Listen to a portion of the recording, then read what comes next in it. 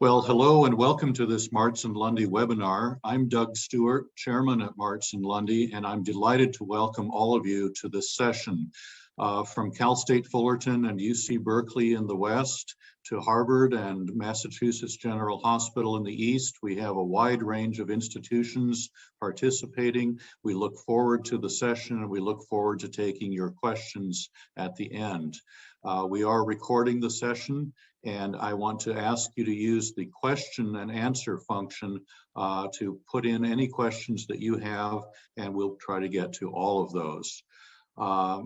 You know, when I was a chief development officer, one of the things that kept me awake at night was talent, recruiting and hiring the best possible talent into my development and advancement program.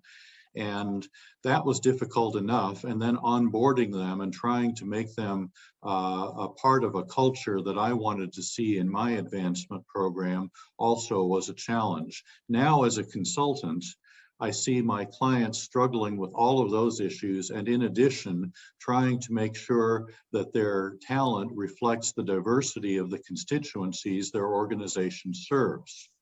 Here today to talk with us about some of his work in this area is my friend, colleague, and longtime client, Peter Hayashida, who is Vice Chancellor for University Advancement at the University of California, Riverside, where he also serves as president of the UCR Foundation. Peter has made it part of his life's work to think about talent and diversity in advancement programs, and we're delighted to welcome you, Peter, to this webinar. I'll turn it over to you, Peter. Thank you so much for being with us. Thanks, Doug. I'm delighted to be here, and thanks to you, Doug, and to Marts&Lundy for an opportunity to talk about two topics that have been really important to me throughout my career. So I've been in advancement for 26 years, more or less, and I remember thinking about 22 years ago that we seem to have a few problems within the profession around how we manage talent and what that result is on both our own organizations, but also on the effectiveness of the outcomes. So I wanted to spend a little bit of time today talking through what I've done, what I've thought, and I'll go through a couple of qualifiers in a few minutes. But I want to start with this, what prompted this particular presentation, which is I was on the case board of trustees when we created the case 50, which was the 50-ish, because it's not exactly 50,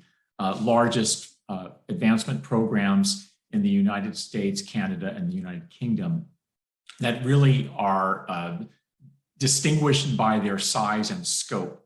So these are all campuses that have at least 100 advancement staff that raise at least $100 million a year and have embarked on or completed billion-dollar campaigns. And this group is a sort of rarefied space, but really is a microcosm for many of the issues many of us face on a daily basis.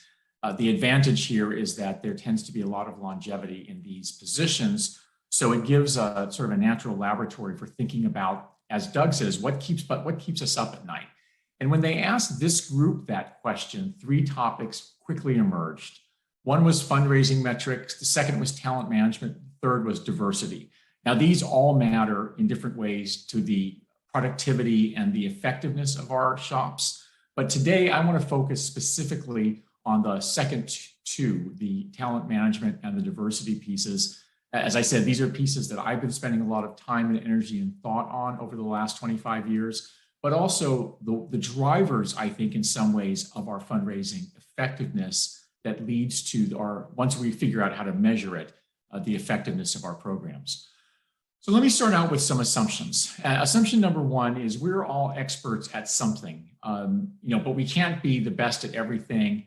And the important thing to me here is that we are a community of learners, we are a community of professionals, and I don't claim to be an expert on anything other than my own experience. So that is assumption number one. Assumption number two is that no two organizations are identical. Therefore, one size can't fit all. So I'll give you some experiences from my own personal background, which I'll talk about in a little more detail in a couple of minutes, but recognize that while the conceptual pieces of what I'm discussing can be applicable to a wide range of types and sizes of organizations. It may not transfer one for one. And then the last one, Mark Twain once said, there's no such thing as a new idea. It is impossible. We simply take a lot of old ideas and put them into a sort of mental kaleidoscope.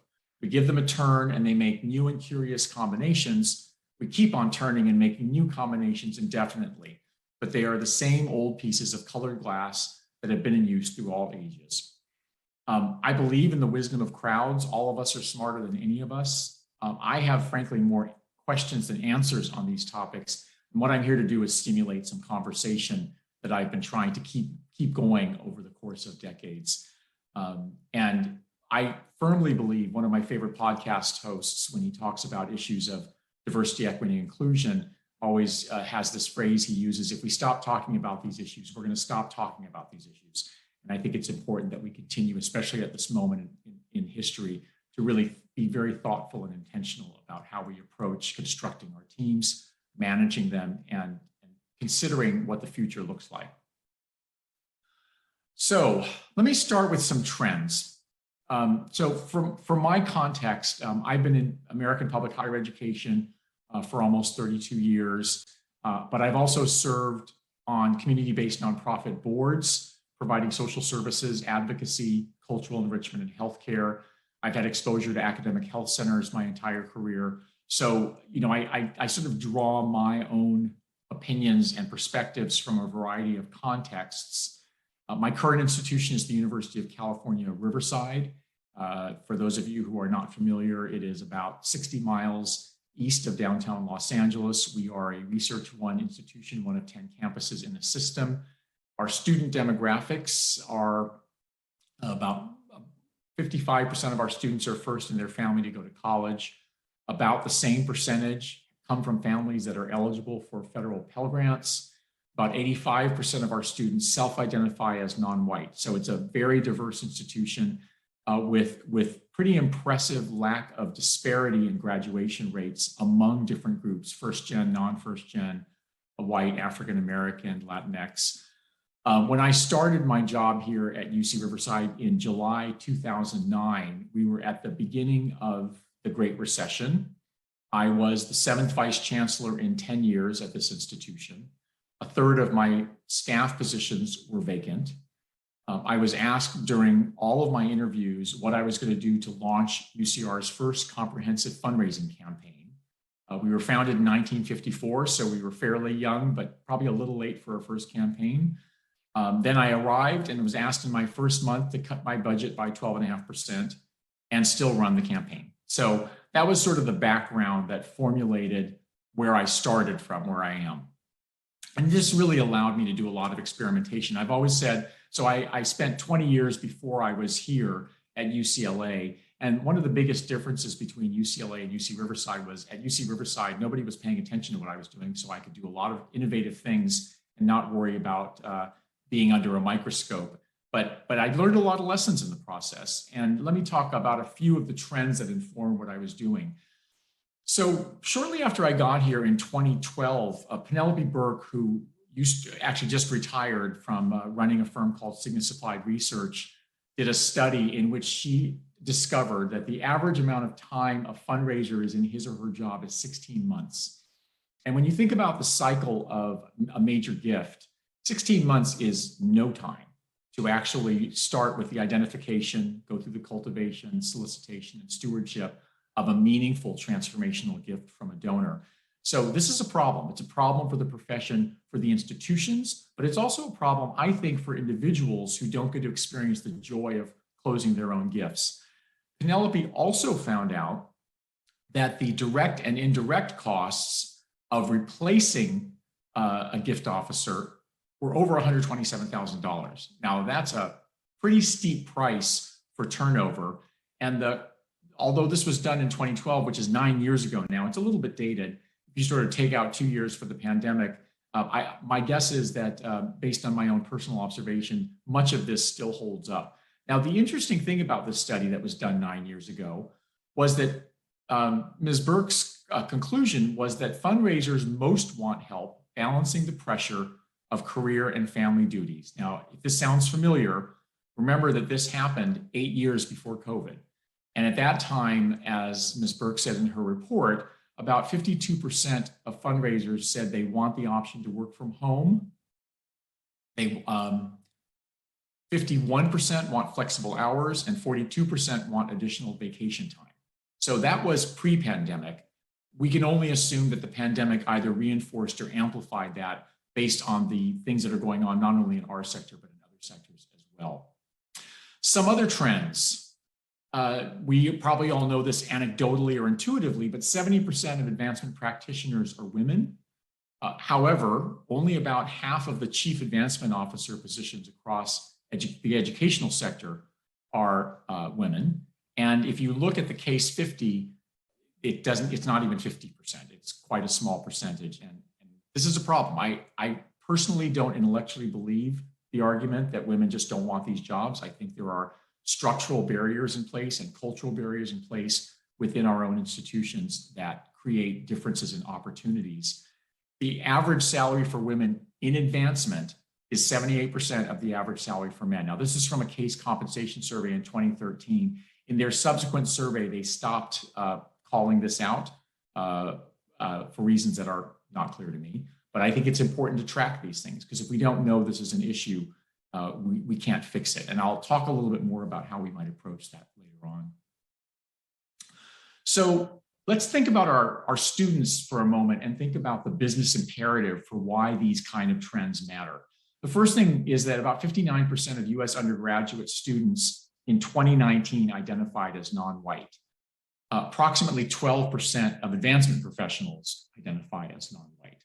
So we've got a little bit of a mismatch in terms of how we serve the constituents, our primary constituents, at least in the educational sector, and in particular higher education, and then how we reflect our own commitment to our values and how we gain credibility in a situation where increasingly people want to know that the institutions they support are as committed to equity and social justice as we are as a profession.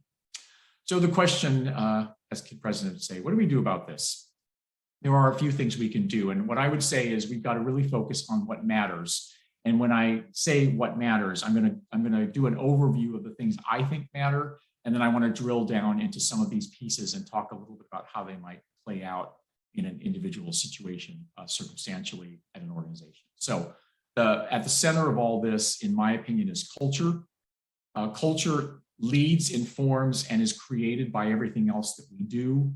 It is also informing and being driven by the brand of our organization or institution, which then feeds into how we recruit people, how we onboard them, how we do professional development, the engagement of our teams, and our succession planning, which I have some thoughts to share a little bit later on because it's particularly relevant to me at this moment in time. So let's start with brand. The question around brand for me is, beyond our institution or organization, whether it's a community-based nonprofit, an academic medical center, or university, a college, an independent school, can we articulate our organization's brand value proposition to prospective candidates? Why would someone pick our organization over another, and why might they choose to stay? And I'll talk in a minute about the fact that why people come to our organizations is actually substantively different than why they stay. But culture is really the intersection of, or the superimposition of our organization's brand that we state, our narrative, and the observed behaviors people experience when they actually come in. So I'll use my own organization as an example. In 2010, when I arrived, I had been at UCR for a year. We were finishing up the organizational strategic plan. My organization embarked on our own strategic planning process for the advancement office, and we created a mission statement. Our mission is to inspire pride, commitment, and investment in UCR. That continues to be our mission statement today. It ended up being durable, but it's also concise. It's also memorizable. It also really speaks to the breadth of what we do. We do alumni engagement, we do communications and marketing, we do development, we do advancement services. All of these are critical co-components to the effectiveness of the work that we do. The whole is greater than the sum of its parts. We created a vision for ourselves to be the standard for quality service, integrity, and accountability. Now, I will tell you that I have a cynicism about vision statements and value statements, because it's very seldom you find items on either of those lists that you disagree with. It tends to be motherhood and apple pie. But there is something to be said about the way in which you select or deselect particular items from your vision statement, and the way in which you connect those values to the behaviors and outcomes of your own organization. So when I think about our vision statement, quality, service, integrity, and accountability were actually areas where I thought that we had some brand problems, some brand challenges with the rest of the campus and our donors when I first arrived that we needed to fix. We also adopted values the University of California system actually has universal values across the system, which is integrity, excellence, accountability, and respect. But we also added to those in our advancement organization to emphasize collaboration, responsiveness, diversity, and professional development. Now, collaboration was really about the silo problem that we have in many organizations across our sector. But in my organization, it felt to me like we had a deeper silo problem, which is that not that development wasn't talking with alumni relations, but in some cases, it felt like development wasn't talking to development.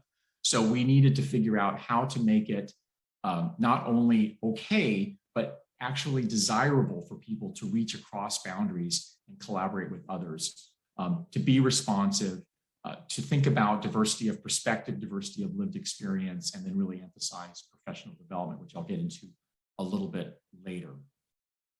Let's talk now about how this all drives our recruitment. You know, hiring is the most important thing leaders do. It is the sort of serial unsuccessful recruitment is very costly, it's very disruptive, it's distracting, and it's demoralizing. We all make hiring mistakes. There's no way to avoid that. But you know, the problem with hiring is if you don't have time to do it well, the question is, are you going to have time to do it over and over and over again? And then sort of more globally, what kind of an impact does that revolving door of talent have on your donors, your alumni, or other important constituents? We're fundamentally in the relationship business. And when you think about forming a relationship with a donor, when I was at UCLA, we did a big sort of data crunch on some of our biggest donors and identified that it was about 17 years elapsed time from the first gift to the institution to the first $1 million gift. In 17 years, a donor could go through 8 development officers. And it's sort of like giving a speech to a parade. From the donor's perspective, you feel like you're constantly saying the same things over and over again. So it's actually better for the long-term business success and sustainability of the program to keep people for longer if they're effective in their jobs. And consider things you may take for granted about the recruitment process, because that can inform how strong the team is, whether the whole really is greater than the sum of its parts. Because if we keep looking in the same place for talent, A, we're going to keep encountering the same supply and demand problem. But B, we're also not going to be innovating. We're not going to be bringing perspectives to the table that are different than our own and that allow us to think about novel solutions for problems that we've been facing for decades. So think about things like, who writes the job posting? What does that look like? Where do you advertise? So here's an example of some of the places that we advertise jobs in our organization, because we want to pull in a variety of candidates as throwing as broad a net as possible. Who screens applications, right? Because if you only look for people who've done the exact job that you're hiring for, you're going to miss the opportunity to find someone who's really committed to your organization's mission and has transferable skills, but may not yet have the specific experience you're looking for. Who interviews them?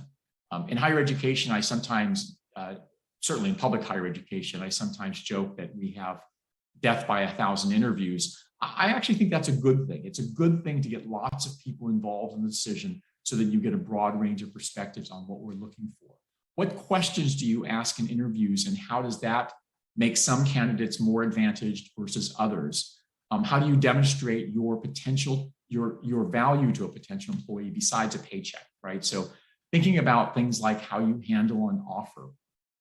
I have a particular bias about this, which is that in California, a law was passed a couple of years ago that prohibits the use of salary history in making recruitments.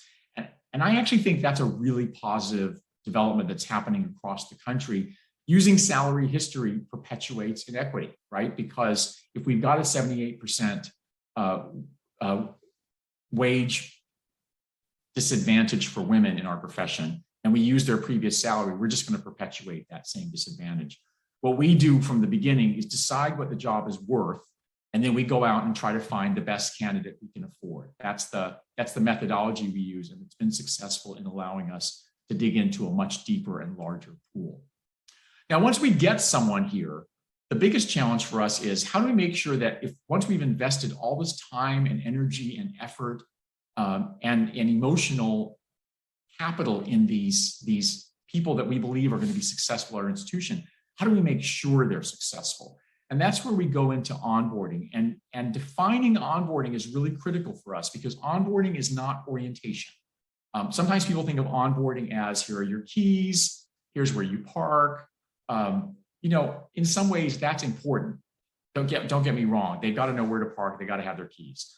But onboarding for us is really a process that can take at least 6 months to a year and sometimes longer. And it starts with what do we want to accomplish in the onboarding process? And for us, it's a combination of acculturation.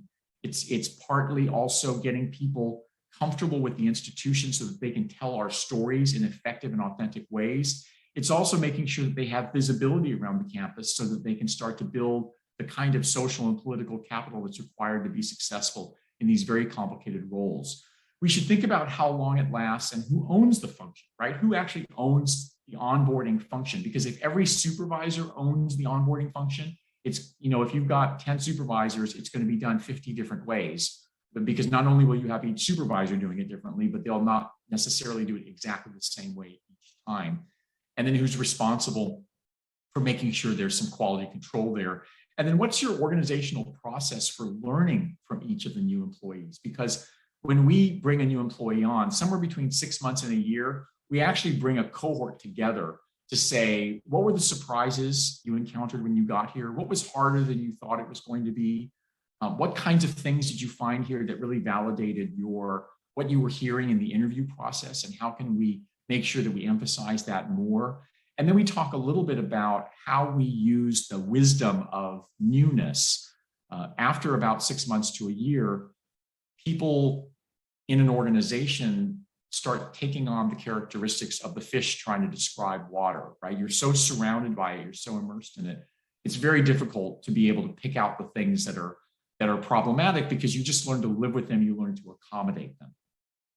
So in our organization, we've actually constructed an intranet tool that takes people through this onboarding process. This is a presentation that our talent management team did for the rest of the organization to show them what the onboarding process looks like. We have things that we were building, we had tools that were coming up, but this is all actually housed in our own intranet. Any supervisor or any employee can go in and really drill down into figuring out what our onboarding process looks like and what it's meant to achieve. Small things make a difference in this space. So supervisors checking in with candidates before they start the job is really critical for us, especially if there's a long lead time before the person gets here. We don't want them to think we've forgotten about them. UA4U is our intranet name, University Advancement for You.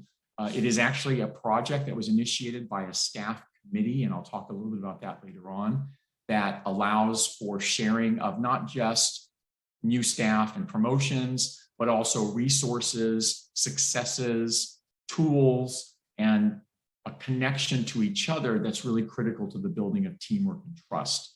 Calendar invites, we make sure the calendar is populated before they get here. The desk area is ready, name tags, business cards, meeting and greeting with staff. So let's talk now about professional development, because I have a policy at UC Riverside. We have about 130 staff across the 4 departments.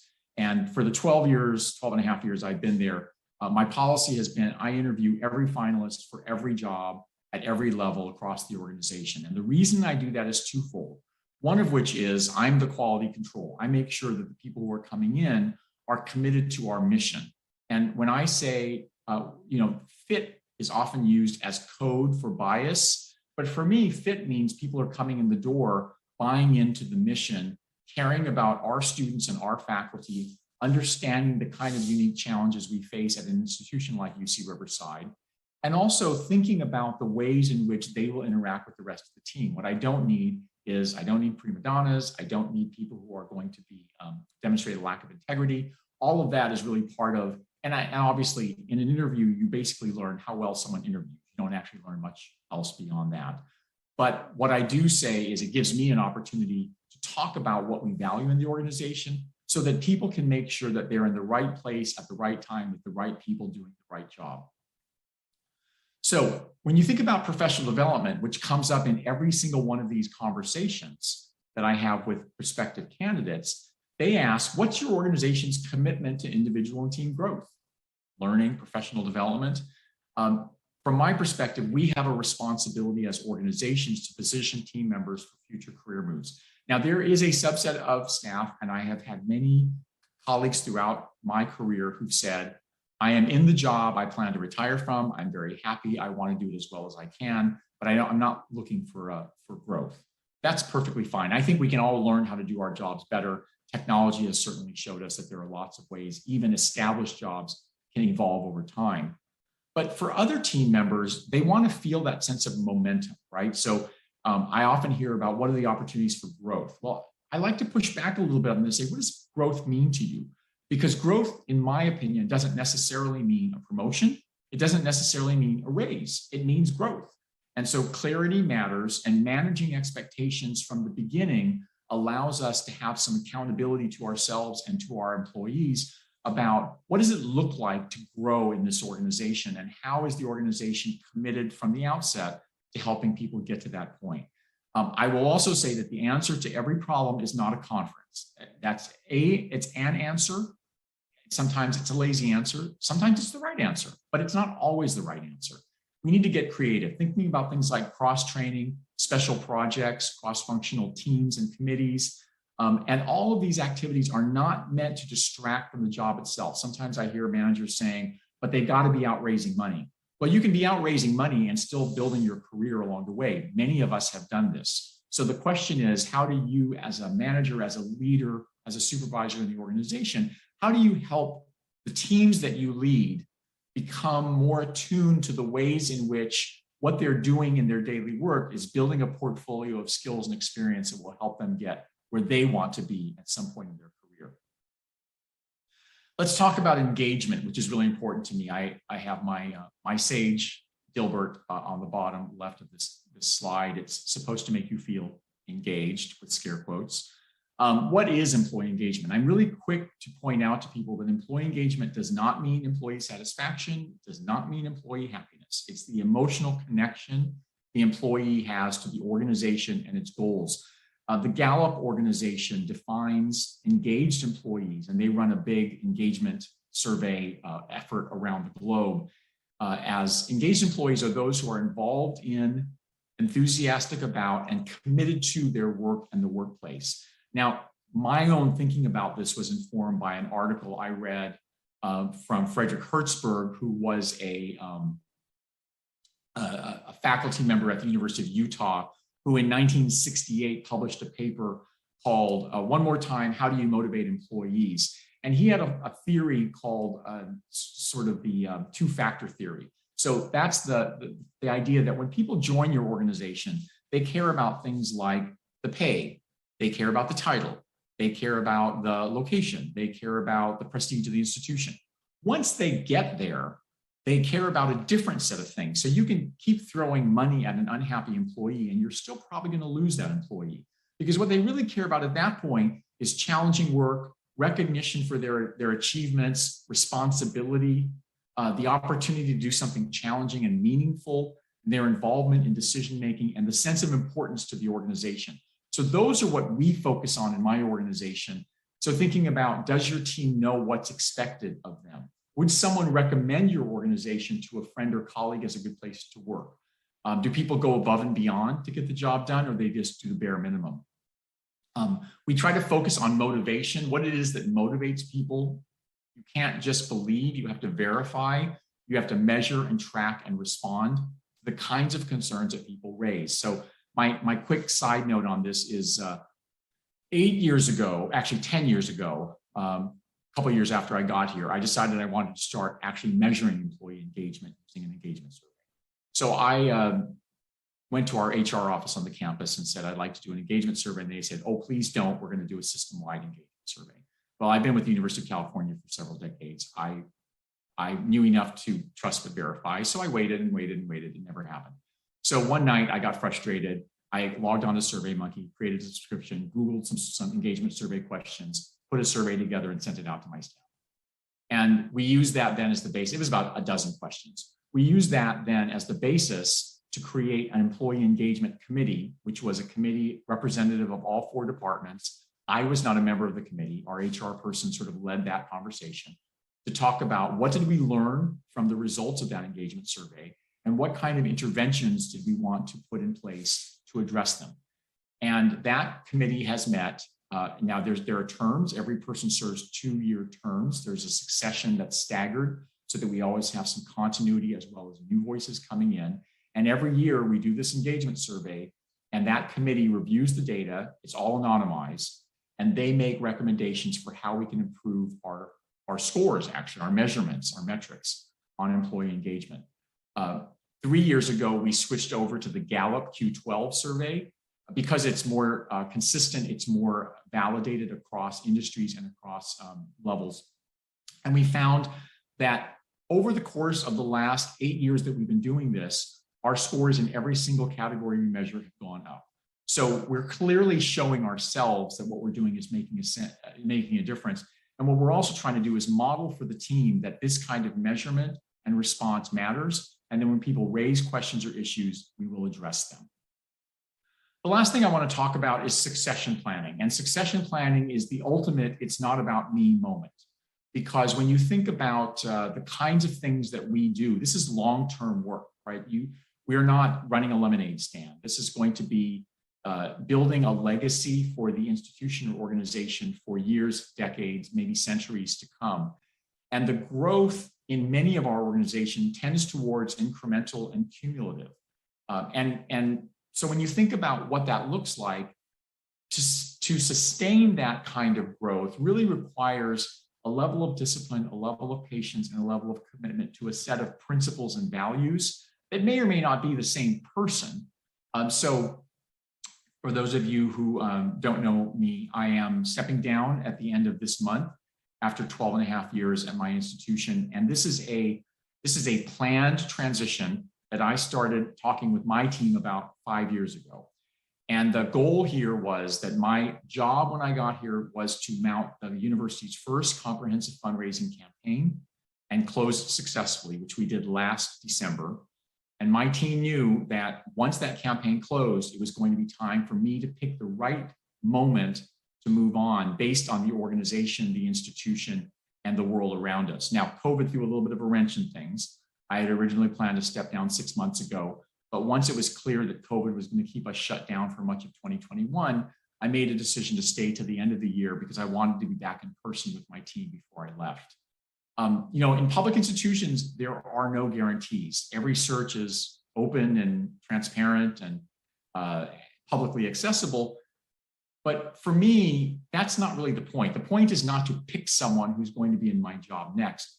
The point for me is bench building. How do I make sure that the people on my team at the senior level and then their people who report to them and so on have an understanding of what their skills and abilities are, as well as their areas for growth, and that they have opportunities to close the gap between where they are today and where they hope to be. So one of the first things I ask a new direct report is, where do you want to go and how can I help you get there? What kind of skills do you need to develop? And sometimes they don't know. There are times when what people want to do is do a job like the job I have. And so that's an exercise, then an exploration around how do we get the right level of visibility, the right set of experiences to prepare someone for, frankly, a job that none of us come into this chair prepared for. But if we have the right set of resilience and coping skills, as well as resourcefulness, we can often make this easier. The other reason I want to talk about succession planning as often as I can is because I've come to the conclusion over many decades in this profession that change in leadership is often not unsettling in and of itself. It's unsettling when it's unexpected. So when someone disappears suddenly, or when someone gives 2 weeks notice in a very senior position, it can be very unsettling. Now, it's not always avoidable. Sometimes it just happens. But my goal in my organization has been to limit surprises. So transparency, accountability, planning, this has all been important. My team knew I was going to leave this year, so no one is off balance, no one is fretting, no one is wringing their hands about it. All of this leads to culture, which to me is at the center of just about everything that we do. And the way that we build culture in my world is we talk about what matters, and we talk about it often, and we encourage others to do the same. Focus on what you can control. Life is unfair, but we have to do our part to make it more fair if we want to inspire loyalty from our team members. Don't perpetuate a broken system. Make sure your team can openly discuss things like diversity and inclusion, fairness and equity, gender parity and opportunity. And then finally, we have to identify the success drivers. What is it that leads to a functional, productive, desirable culture? And then measure the progress, measure, track, and refine. Who doesn't love getting a bargain, right? You can hire someone for less than you believe the position is worth. The problem is that eventually that catches up with organizations, and people become demoralized, disillusioned, and feel like they need to go someplace else in order to get the kind of respect and appreciation they want. Now, I want to make this very concrete before we leave and talk a little bit about something that I've been working on for the dozen years I've been here, which is sort of validating the impact of some of what I'm talking about, so putting some teeth behind this. This is an example. This is the ethnic composition of the United States. If you look across the country, the bottom bar, the big bar, 60% is white, 18.5% Hispanic, Latinx, 13.4% Black African American, 5.9% Asian, and about 2.1% of other, which includes mixed race and a variety of others, Native American as well. If you look at our profession, you will see a very different story. And this has been pretty much the breakdown of the profession since I entered the profession in the early 1990s. And it's been frustrating at times because we're drawing from this national pool, but somehow we keep ending up perpetuating the same basic population of professionals within our sector. And I wondered if measuring and talking and creating interventions, not setting quotas, let me be really clear about this, talking about the value of casting a wide net, of thinking about transferable skills and hiring first for mission, commitment to the institution, and then training people to do things the way that we know has been successful at our particular institution. What impact might that have? These are data I drew this year from our own staff statistics. So we are about 55% white, we're 20% Hispanic Latinx, we're 12.5% Black African American, 10% Asian American, Pacific Islander, and 2.5% other. This is not deliberate, but it's also not accidental in the sense that what we wanted to do, what I think we should be doing, is mirroring the populations we serve. And it's going to take time. It's not going to happen overnight. Now, what I sometimes will get when I present this slide is, well, you live in California, that's easy. I recruit nationally, just like everyone else does. If I could find everybody I needed within a half an hour of my campus, I would never have to pay relocation costs. But that's just not the reality I live in. It's probably not the reality you live in either. Even in community-based nonprofits, you often find people, especially in this day and age, who are relocating in taking advantage of the pandemic moment to find a different kind of place to live. I will also tell you that this is not just performative. So if you think about the typical voluntary turnover in advancement, it's fairly high, right? That 16 months per job that Ms. Burke found with Cygnus Applied Research I found horrifying when I first saw it 9 years ago. In my organization, the typical turnover is about 8 to 10%. And as of this month, I just ran the numbers last night, actually, the tenure of people in my organization is 7.5 years on average. The median is 5 years. The average for a development professional in my organization is 6.5 years, and the median is 4.7. So this is really critical because to me, these are the people who are building the long-term relationships that result in the significant solicitations that yield transformational gifts to the institution that allows us to build the brand and make our story known to the world in ways that it wouldn't otherwise be we're philanthropists unwilling to invest in the work that we do. The last thing I will say is around pay equity. I believe, having been in the same university system for most of my career, there is something called a loyalty tax. So the longer people are in an organization, the more they fall behind the market. I actually sit down about once every quarter or so with an entire roster of my team with all 4 departments, and I start cutting the data in different ways.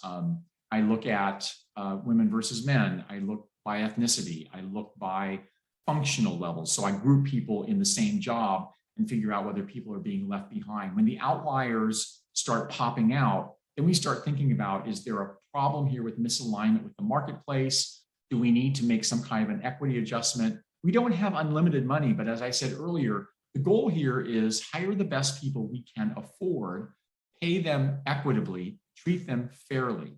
The women in our organization make somewhere between 90 and 110% of the men at the same level, and that's as of about 6 months ago. So really thinking about how you measure these in ways that allow you to tell a story that isn't, we're doing the best we can and we think we're making a difference. I think it's a really critical proof of concept that we have to be able to show as leaders. Now we have about 15 minutes left, so I'm eager to answer questions and hear opinions, even if they're contradictory opinions to mine. But I want to leave you with a couple of important quotes that are touchstones for me in my career. One of them is from the legendary Peter Drucker, the father of modern management. Culture eats strategy for breakfast. You can have the most well-developed strategic plan for your organization. If the culture is toxic or dysfunctional, it will absolutely torpedo the success of the strategy. And the second is Marcus Buckingham from his book, First Break All the Rules, What the World's Greatest Managers Do Differently. People leave managers, not companies. So we need to be thinking about why it is that we, like many other industries, by the way, because I started out calling this the principal syndrome, which is we take the very best teachers, we promote them to be principals, we take them away from the thing that they're best at and they love doing, we put them into a role for which we have not trained them, and we expect them to be successful. If someone is a high-performing development officer and they become a high-performing leader, in my opinion, it's a coincidence because the skill sets are not identical.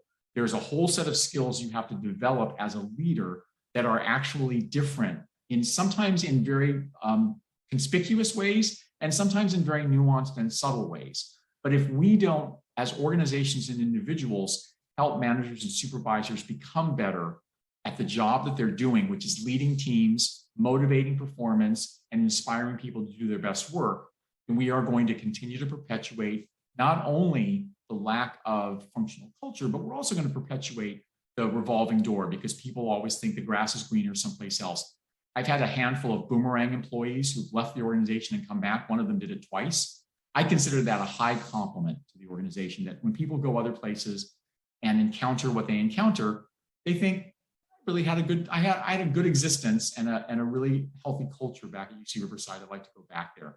Some of them came back into more senior positions. Some of them came back to the position they left. So I think it's important to say that when we have really great people, one of the things we say on the way out is, let us know if you ever want to come back, because what we want to do is take advantage of what they learn at other organizations to help make ourselves more successful. So with that, I will invite Doug to help me manage some kind of discussion. And again, thanks to Doug, thanks to Marts&Lundy. This is a topic I will talk on a street corner about if necessary, because it's so important to me. But talent and diversity really are the drivers, the human capital that drive our organization's success. And if we don't have great people and accurate, reliable data, we don't have a program. So thank you. Thank you, Peter. Thank you so much for sharing some of your thoughts and experiences on this amazing tour that you have had over the last, not only the last 12 years at UCR, but the last 25 or 30 years in the profession. I'm happy to take questions for Peter. Use the Q&A function and we will get right into that. Peter, one that I know is probably on a lot of people's minds, and you touched on it a little bit, is how do I recruit diverse candidates when they don't seem to be out there. You touched on where you recruit and where you advertise. What other suggestions would you have for people who say, well, I just am not getting diverse candidates? Well, so I think that there is there's a large, first of all, I don't think there's a pipeline problem. I think there's a connecting the pipeline problem. Mm-hmm. And the way that you connect the pipeline for any population is the way that you do it for the way that many of us did it, which is mentoring, coaching, helping other people develop their own careers in ways that ultimately comes back around to help. So one of the things I'm sort of notorious for is I attend a lot of conferences.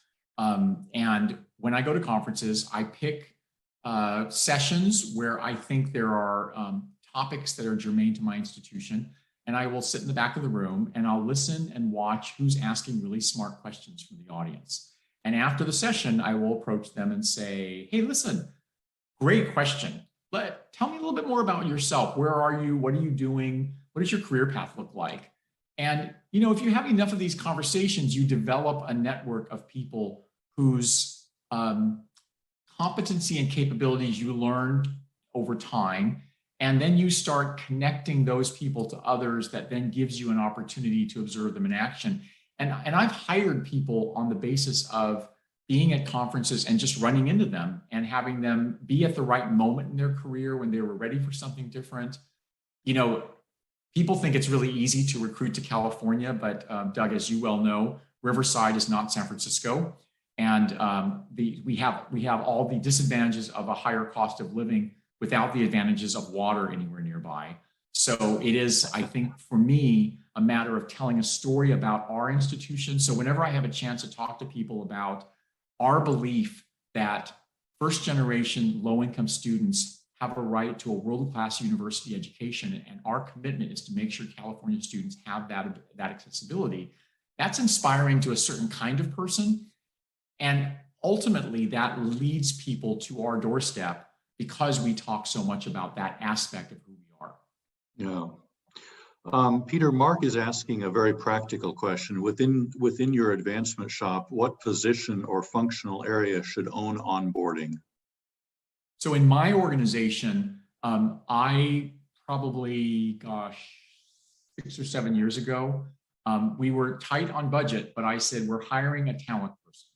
And the talent person at that time was going to do everything from acquisition to onboarding to professional development.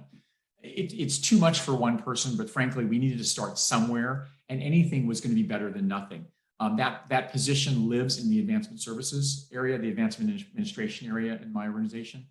We subsequently added a second person who really focuses on acquisition, talent acquisition. So she functions in the way that a gift officer would, but her prospects are potential employees. And so she manages a large portfolio of folks who are interesting candidates who we might want to consider for different positions.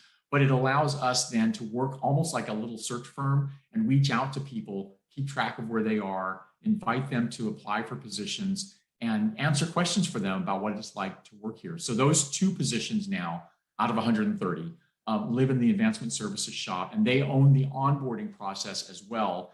They're the ones who organize the 6 to 12 month check-in with the new employees to make sure that all of those pieces are moving along. Many of these initiatives sound like great ideas, and I will say that people in advancement are great at starting things, but we're not very good at stopping things, and sometimes we fall short on continuing things. So our talent management group, our talent management pair, hold us accountable to making sure that we're doing what we need to be doing in the way that we need to be doing. So we have a couple of related questions. Christina asks, have you worked with your university's internal HR partners to make improvements with talent and diversity? Yeah, that's a great question. And what I would say is our organization is leading the campus. We've had some pretty considerable disruption in our central HR organization on the campus that's gone on for probably 5 or 6 years. We have not had a chief human resources officer. Well, we've gone through 4 of them in the last 5 years. We currently have an interim who's splitting time between us and another campus. So we have done what we can where we can. So we happen to have right now a really good person who oversees training and development in the central office. So we've been bringing her and her team in to talk about what does it take to be productive when you work remotely, because it's particularly germane right now. And if you're a manager, how do you set metrics, goals, and expectations in a way that allows people to understand what it means to be held accountable if you're doing flexible work? So we are definitely making improvements. And the other thing we're really focusing on is how we do performance evaluation. I hate the way most organizations do it, which is it's an event once a year. We're really moving, and this is probably going to be mostly my engagement committee that's going to be focused on this, but how do we make sure that these conversations about performance and feedback happen very regularly throughout the year? We have a no surprises policy on performance evaluations. That really helps a lot in terms of making sure that people don't get caught off guard. But the HR partners on our campus are incredibly devoted. There aren't enough of them. And frankly, they're a little burned out and demoralized right now, just to be really candid.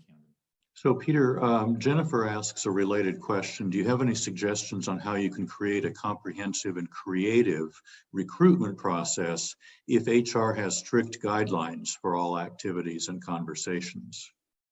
Yeah, so I think it depends on what the strict guidelines are. I feel like the University of California prides itself on being the most excellent university in the world, and that means we have excellent bureaucracy. We are more bureaucratic than anybody else. There are so many strictures and restrictions on the ways in which we recruit, but I personally have never gotten pushback on saying, can we recruit more broadly? Can we recruit using targeted publications? Can we place ads in diverse issues in philanthropy? And they don't have a problem with that. We do a lot of training around how we do interviewing, because there are lots of legal constraints around what kind of questions you can ask in interviews. We focus on behavioral questions. We talk a lot in our interviews about digging for examples. So give me an example of a time when you had to solve a problem creatively. Give an example of a time when you had a conflict with a coworker. What was the general situation and how did you respond? And what did you learn from it? Those are the kinds of things that will pass muster in any courtroom in America.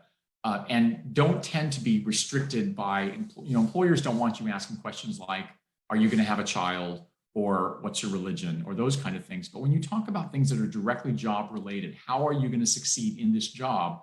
As long as you can keep your process focused on that, I'm not sure what kind of specific strictures an organization might place on a recruitment that would prevent that kind of inquiry and exploration with a candidate. Speaking of interviews, Maurice asks a question about your practice of interviewing everyone in your organization. He asks, does being involved in every interview have any effect on the trust you have with your team? Also, how does it affect how you empower your leaders to make decisions? So that's a great question. And it's one that I spend a lot of sort of nights thinking about, because it's really important to me that people feel a connection to the organization. I am not the organization. But what I want to do when people get there is help them understand that they're joining a community of people who are committed to a shared set of values, and that part of their responsibility is to uphold and carry on those traditions and values. I also am a strong believer that if I'm going to manage around my direct reports, there's no reason to have direct reports. So I honor and uphold the authority of my direct reports, my managers, and the managers who report to them. So the idea of creating rapport with me is really more about, when I come into an organization now, I had pretty extensive conversations with the chancellor who hired me about what kind of a culture I was joining, what kind of a leader he was, what his commitment was to the things that I care about the most at the university. I think people have a right to know that before they come into an organization. And so part of that is my own fulfillment of people's natural desire to know who's running the show here and what are the rules of the road. So I try to share that, but I also stay out of the way. I make a lot of reference to their own department head and their own supervisor in talking about the ways in which they'll solve problems. People will often ask me, what will my involvement with you be on a daily basis? And my answer is almost always, you probably won't see me that often, but because you're going to work with your supervisor, you're going to work with your department head. but I want you to understand what kind of messaging and what kind of culture we're building so that you can be a part of that. Or frankly, if it's the wrong fit, choose not to be a part of it. Peter, Laura says, it's so interesting to hear you talk about the importance of data. What is the most important starting block for that data collection if it's newer to the philanthropy team? For me, one of the things that's really interesting, regardless of the size of the team, is I look at the first thing I started looking at many years ago was tenure. And it was prompted by this sort of notion that people don't stay in jobs. So I just track annual turnover rate, which is, how many positions did you have at the beginning of the year? How many did you have at the end of the year? And what's the percentage of the people who left to the percentage who were people who left to the percentage who remain? That then leads into a qualitative data gathering, which I think is really critical. We talk about exit interviews often. In my organization, we've done a lot of work over the course of many years on stay interviews, sitting down with people who are high performers and very effective contributors and talking about what is it that makes you stay with us, right? What is it that makes this a good place to work?